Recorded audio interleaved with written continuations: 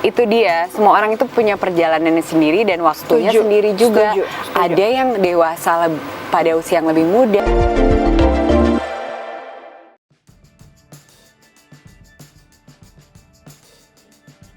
Raline Shah, perjalanan tiap orang berbeda soal pernikahan. Aktris Raline Shah masih asyik sendiri dan sibuk dengan kegiatannya walaupun sudah berusia 37 tahun. Raline Shah kini tengah dalam masa promosi serial terbarunya yang bakal tayang di video berjudul Dating Queen. Setelah memahami karakternya di serial itu, Raline menyadari ada sesuatu yang baik soal jodoh. Raline pun mempertanyakan mengapa banyak orang yang memakai cara pandang yang sama. Padahal, setiap orang memiliki perjalanan hidup yang berbeda, termasuk soal datangnya jodoh. Karena standar kita juga udah naik. Kalau dulu kita dipilih, sekarang kita memilih. Jadi jodoh itu teman-teman ada di mana-mana. Oke. Sebelumnya, Raline mengungkapkan kriteria suami idamannya sendiri. Pertama adalah memiliki agama yang sama. Kemudian yang bisa membuat dia terhibur dengan hal-hal yang menyenangkan. Menurut aku sih, cowok tuh kayak dessert aja sih. Maksudnya, ya Kalau I'm happy, I'm full gitu. It's good to have, it's Yeah, sweet, it's nice. it's nice, it makes.